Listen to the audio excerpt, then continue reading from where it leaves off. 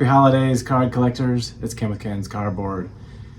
And today we have a video response for Clint over at Swing Away Sports Cards. And he's having a little video contest about free agency. And we're going to talk a little bit about a few players who are key in free agency this year and then talk about our team. So, happy holidays from Santa 3PO and R2D2. Was a gift from my buddy Shane over at Shoebox Legends. Just enjoy this holiday season, celebrating it with Star Wars characters.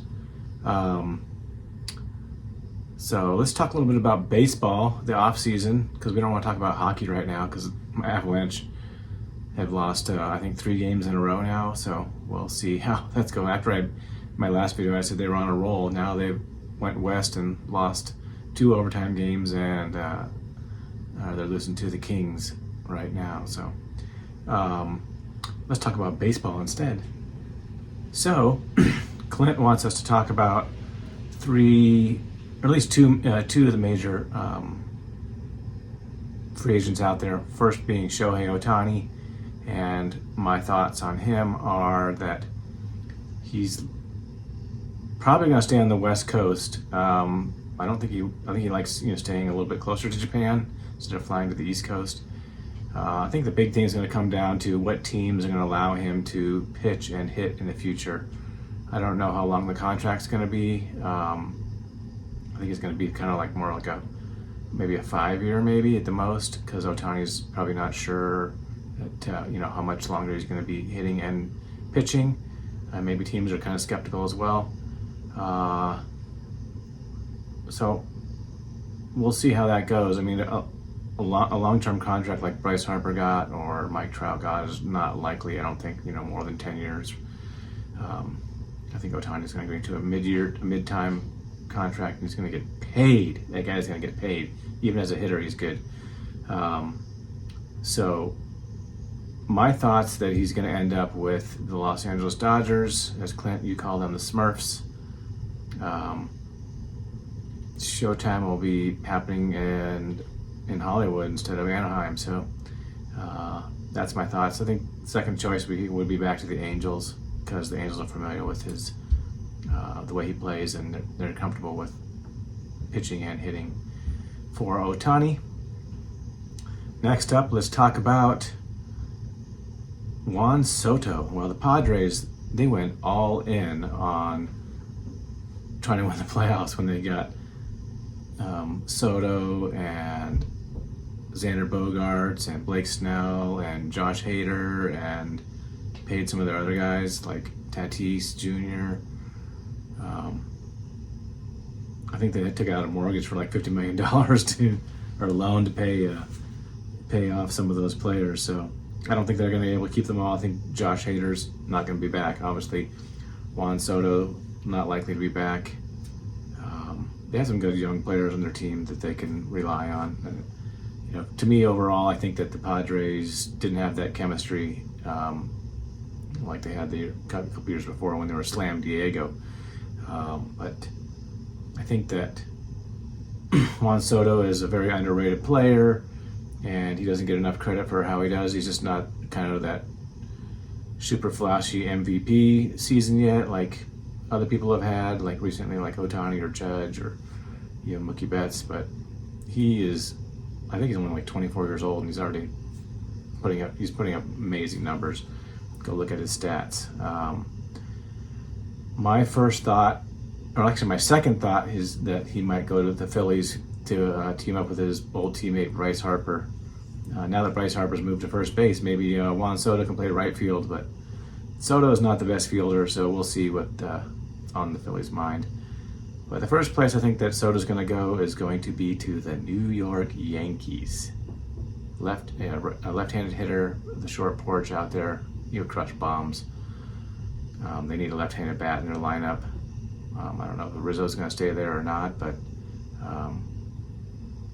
we'll see where he ends up too.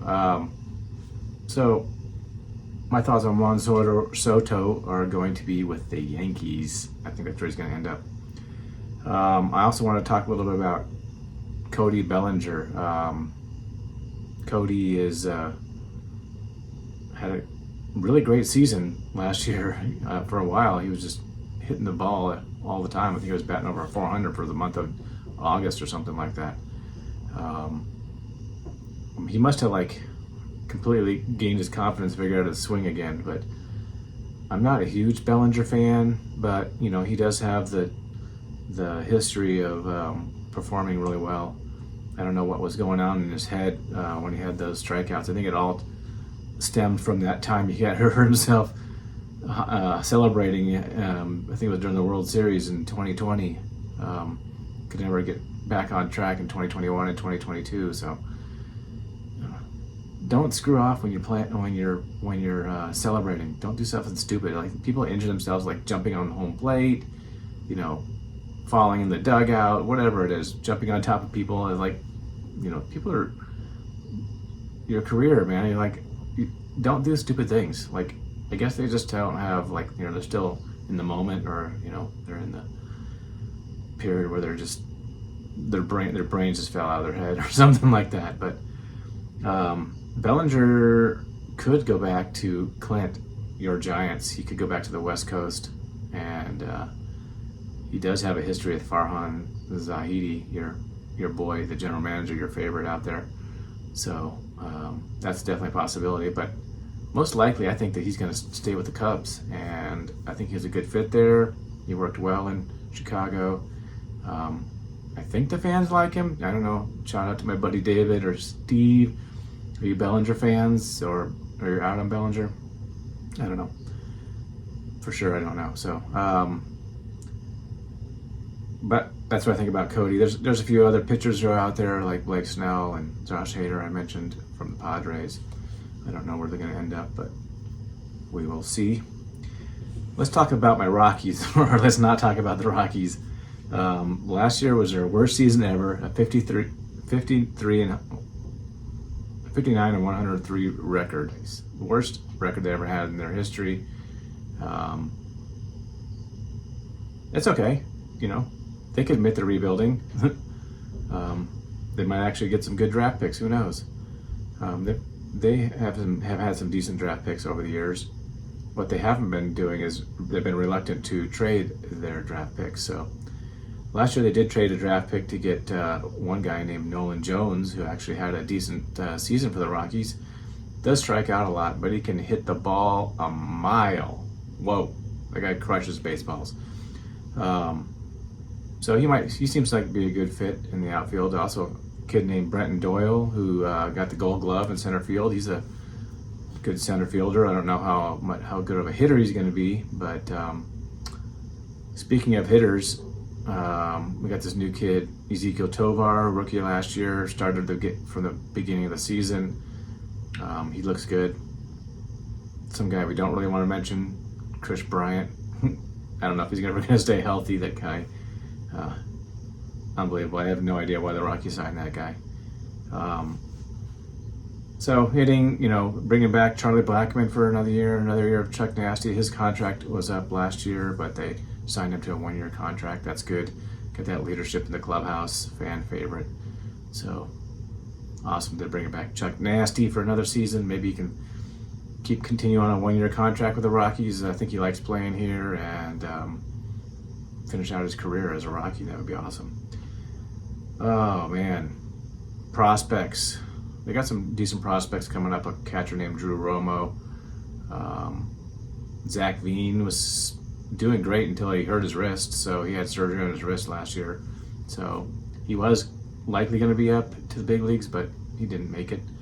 But maybe he'll be up this year. So we'll see.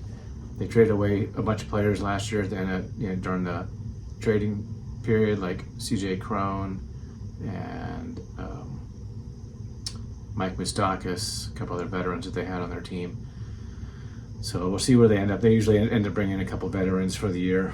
We'll see at the last minute to give them some time. So Zach Veen could be on the plate later in the year. Pitching staff, oh my gosh, their bullpen was the worst. And then they traded away their decent pitchers. So maybe they got something back in return. I don't know. We'll see. But Marquez and Sensatella are still going to be recovering from Tommy John surgery. Rotation is going to be anchored by Austin Gomber and Kyle Freeland. They were very up and down last year, so don't have a lot of hope for them. They don't have like the shutdown pitcher like they've had in the past, a few times. But I think the Rockies are going to end up in last place again. I don't see how they're going to beat the Padres, the Dodgers, the Giants, and the Diamondbacks. They went to the World Series, so definitely last place in the West. Easy pickings for the Giants and the Dodgers. So there you go, Clint. Rockies not looking so good. So maybe the Giants will give them the run for the money for last place. We'll see if the Rockies can turn it around. Who knows? You never know what young kids can do when they come in and they have nothing to play for, or not nothing to play for, but they have no expectations. I guess I'll say there's no expectations for the Rockies in 2024. But let's see how the free agency market plays out. The hot stuff has been super quiet. I think that I've only heard maybe Kenta Maeda signed with the Tigers. That was it.